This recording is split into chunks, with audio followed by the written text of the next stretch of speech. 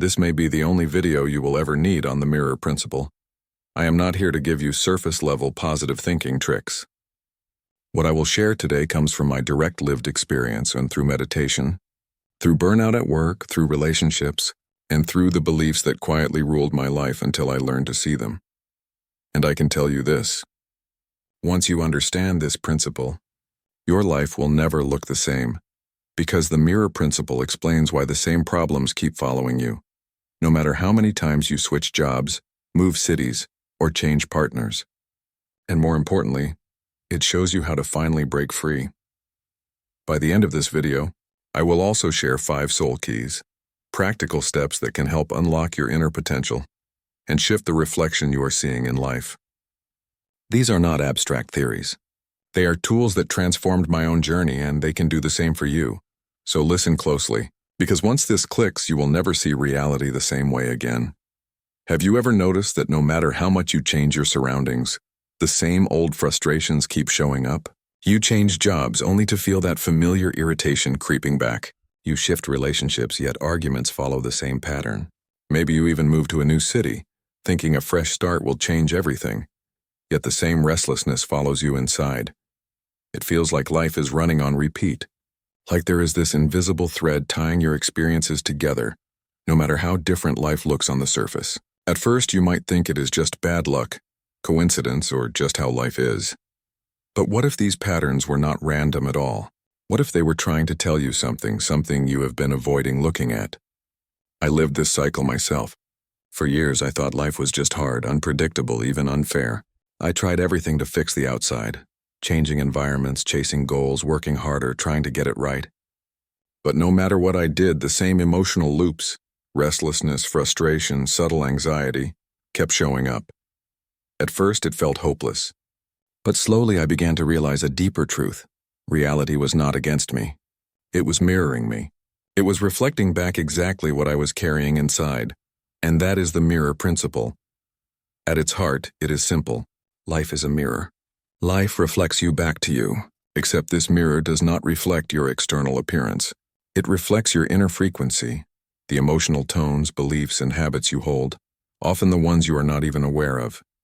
What you feel, what you believe about yourself, what you silently carry, is what gets projected back as your experience. Think of it like shouting into a canyon. Whatever you send out is what echoes back to you. If you shout anger, you hear anger. If you whisper love, love comes back. Life operates in the same way. The phrase mirror principle has roots in linguistics, in how we reflect communication back to each other. But nearly every spiritual and psychological tradition points to this same truth, even if they describe it differently. Carl Jung called it projection. Until you make the unconscious conscious, it will direct your life and you will call it fate. Hermetic wisdom put it simply: as within, so without. Neville Goddard taught, you do not attract what you want, you attract what you are. Eckhart Tolle reminds us that presence is power, because the state you hold now is the seed of what life reflects back. And Gnostic teachings describe life itself as a mirror classroom, where every reflection is meant to awaken the soul. Different words, different traditions, but they all converge here. Reality is not acting against you nor randomly for you. Reality is reflecting you. And this reflection is often shaped by something most of us do not see clearly: our subconscious beliefs. As children, we absorb countless messages from parents, teachers, and culture. You may have heard things like, money is hard to earn, or you have to work hard to succeed, or do not be too loud, do not take up space. These messages sink deep into the subconscious and keep running in the background like hidden programs. And because the subconscious governs so much of our perception, they project themselves onto our reality. For example, if your subconscious says, I am not worthy of love, then the friendships, romantic relationships, and even workplace interactions you attract will keep reflecting that belief. Life does not improve just because you complain about it. In fact, complaining amplifies the reflection. If you give out criticism, judgment, or resentment, life seems to hand you situations and people that amplify those very feelings. It is not punishment, it is resonance. Life is echoing the tone you are carrying inside. I did not learn this concept in a book at first.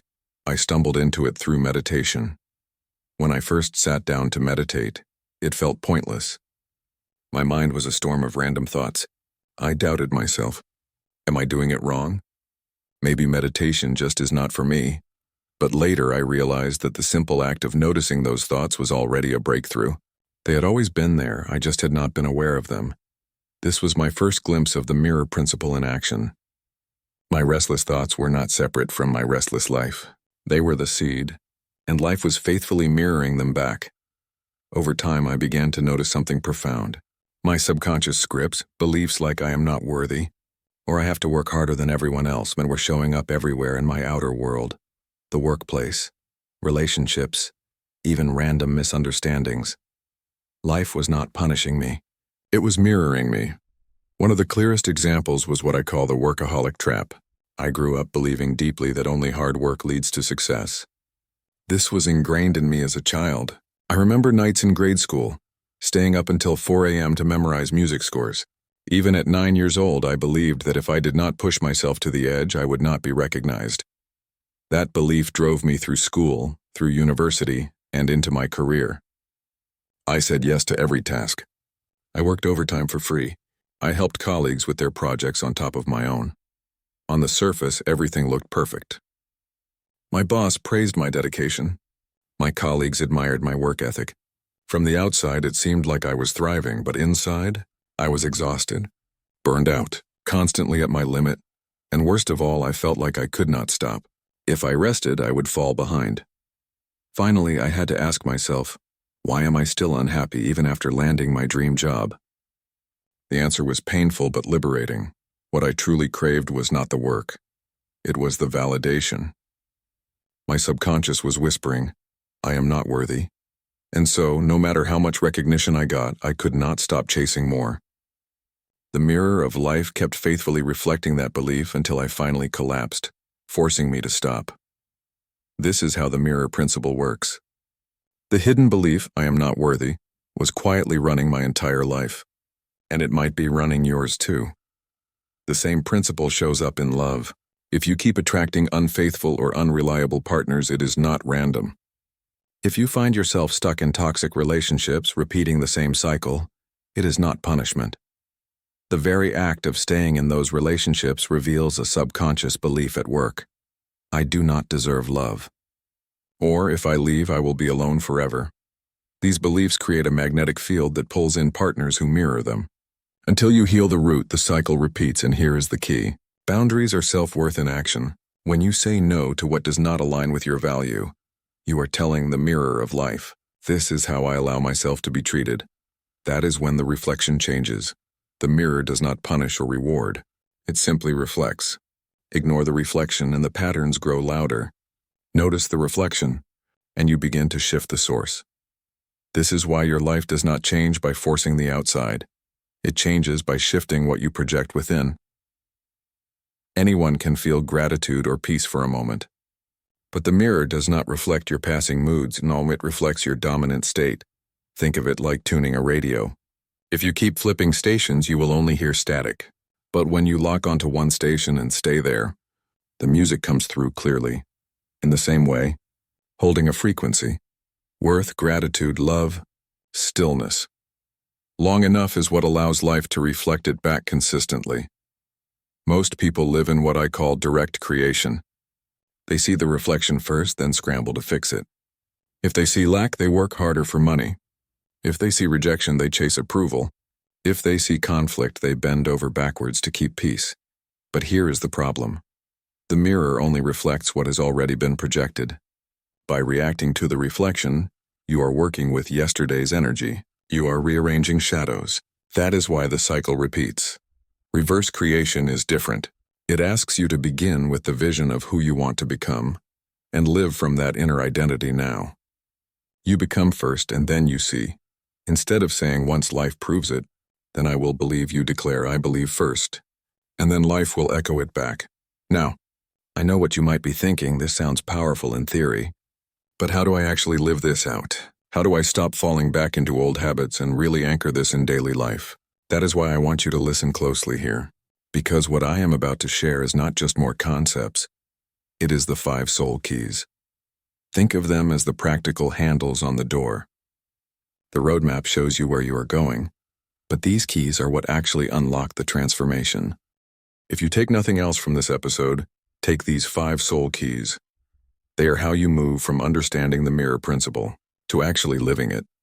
These are the very practices that shifted my own life when nothing else worked, and if you use them with consistency, they can begin unlocking the same transformation for you. Soul key number 1, the key of awareness, seeing the reflection clearly. Before anything changes, you must see what is already being reflected. Most people live on autopilot, blaming circumstances without realizing life is mirroring their inner state. This key is about slowing down, noticing your thoughts, emotions, and reactions as signals, not as punishments. Journaling, meditation, or even pausing in daily life to ask, "What is life showing me about myself right now?" begins to unlock awareness.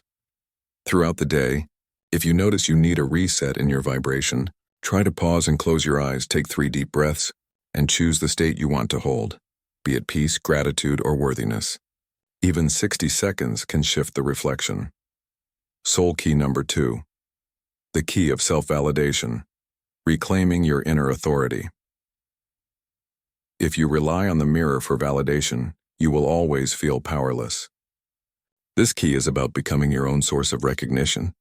Through practices like affirmations, compassionate self-talk, and acknowledging your feelings without judgment, you stop outsourcing your worth. You begin to say, "I am enough, I am worthy," even before the world reflects it back to me. Soul key number 3, the key of boundaries, teaching the mirror how to treat you. Boundaries are not walls. They are instructions you give to the mirror. By saying no when needed, by walking away from toxic dynamics, by respecting your own energy, you change the frequency of what life reflects back. This key is about practicing self-respect in action, so the world learns to mirror it. Even in small daily interactions, boundaries can look like, "No thank you," without over-explaining. "That does not work for me." Each of these moments tells the mirror of reality. This is how I allow myself to be treated. And as you practice this consistently, the reflection changes. You start to see respect, support, and alignment come back to you. Soul key number 4, the key of stillness, holding the frequency. Transformation does not come from fleeting moods. It comes from consistency.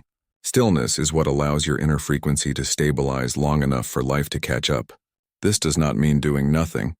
It means learning to sit with yourself, breathe, meditate, or ground in presence so you stop being tossed around by every passing reflection. Stillness is the soil where new reflections take root. Twice a day, spend at least 2 to 3 minutes in silence, gratitude, or mindful breathing.